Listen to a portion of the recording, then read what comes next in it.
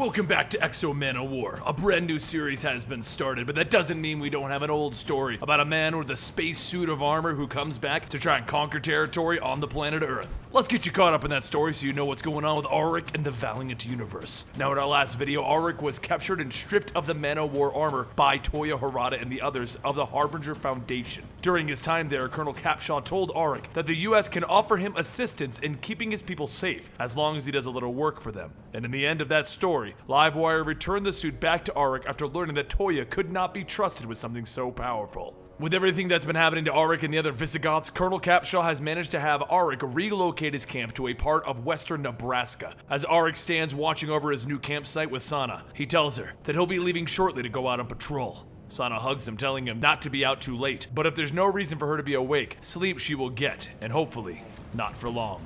The Manowar suit begins to wrap itself around Auric, and as the helmet powers up, Auric notices the satellite watching him. So doing what any man would do when he gets watched, he pulls his pants down.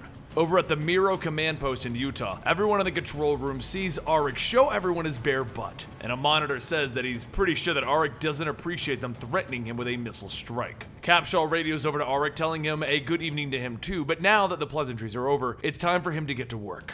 There has been a disturbance in the Vine wreckage belt in space. She needs him to go up there and make sure that none of those debris will make their way down to this planet. And there's one thing that he needs to do while he's up there as well. Make sure to bring back the most interesting thing that he can find in that shipwreck. Over at the wreckage, the Chinese space station astronaut comes across a being half covered in a Manowar suit. He begins to check the body, and then the alien screams, "It's near! It's found me!" And as the man pushes himself away, Auric floats by, ready to fire at the alien, telling him to go find safety quickly. Auric moves closer to the alien and asks, "What are you?" And the alien screams, "Undone!" The alien quickly jumps up, grabbing Auric by the throat and throws him towards the Chinese space station. Auric's body crashes through the walls and the vacuum begins to suck out all of the astronauts. Auric grabs onto one of them by their arm and the force of the vacuum pulls the man out, ripping his arm off. Auric then radios down to Capshaw, telling him that there has been an ambush. And just as he says that, the alien grabs a piece of the wreckage and throws it at the space station. A massive explosion goes off, launching Auric's body, and then the alien jumps on him, punching into his chest. He shouts that he will never defeat them. They will kill it! And the two of them land down on some more of the debris while the alien begins to rip Auric's helmet off. Just as the air begins to get pulled out, Auric shouts for him to let go and he fires a blast into the alien's head. The blast tears through the alien's head, creating a perfect circle where the blast passed through. And as the helmet reattaches itself, something on Auric's suit begins to move. Auric begins to gasp for air and the alien starts to say that he must have it. The alien's partial armor begins to reform over the missing part of his skull, and he begins to get back up, telling Auric, "You need to surrender your armor, or your planet will die!"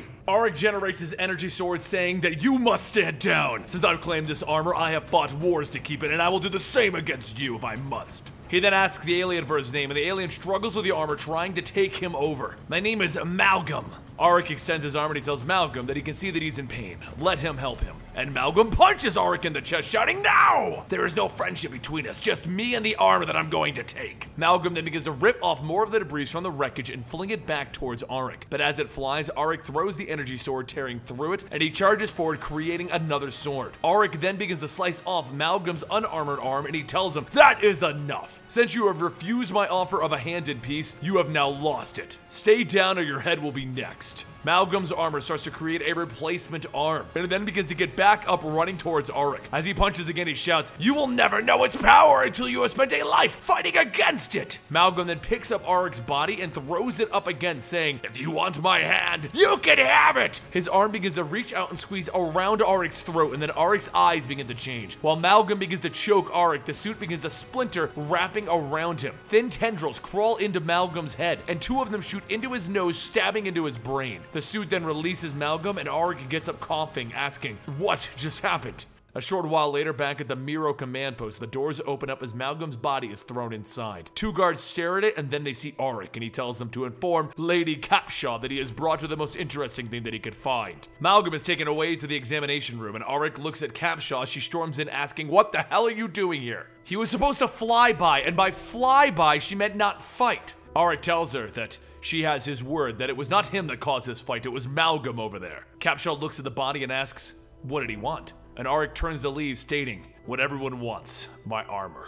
Back over in Nebraska, Arik enters his tent telling Sana that he is home, and just as the armor unravels itself off of him, Sana runs over, pulling at Arik, telling him that he must hurry and see this. She leads him over to a sink and tells Arik to turn it on, and just as he does, the water starts to pour from the faucet, and excitedly he asks, "What is this?" But while Arik watches the running water in amazement, over on the planet back, another alien wearing some Manowar armor draws his last breath. A man walks over to the withering body and pulls the spear out of its chest and then thrusts it down into its head. After pulling the spear back, the man known as Primary asks Helix if there is any more on this world. She tells him no, that was the last armor, and after pulling off the armor's components, Primary tells the giant robot Ginger to prepare for a planet-wide decontamination and then locate the next outbreak. The armor hunters then move over to where one of their own kind has been killed, and Primary kneels down before the grave, telling Mop that he did it. He speared the armor that killed him. He then stands back up and tells everyone that all of them have lost friends and family, and that is why they hunt these armors. Once the group is done, Primary tells Ginger to update the logs. 2 armors killed, 1 hunter lost, civilian casualties total. Ginger says the logs have been updated and she is awaiting confirmation from Control. Awaiting.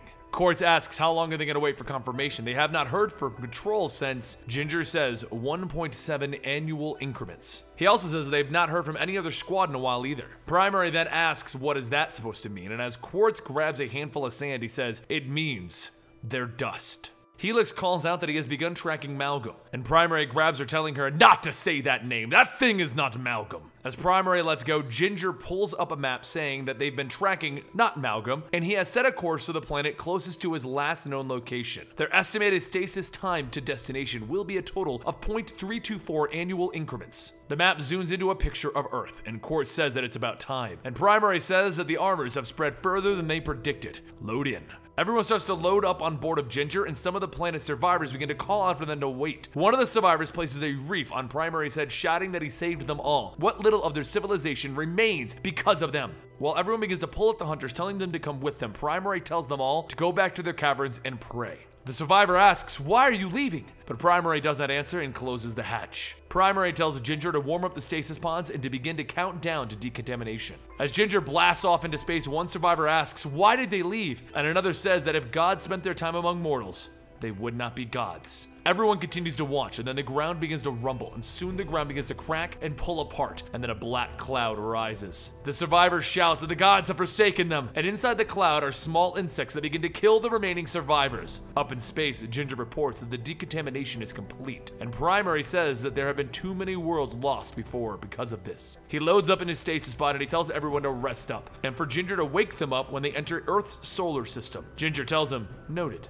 Rest well, and I look forward to speaking with you soon." Now, basically, this is kind of like a aftermath storyline to a whole thing where you try to conquer a plot of land on Earth, but it's bridging into our next storyline, the Armor Hunters, which we will be bringing to you very soon. I hope you guys are excited, and I'll see you next time right here at Comicstorian.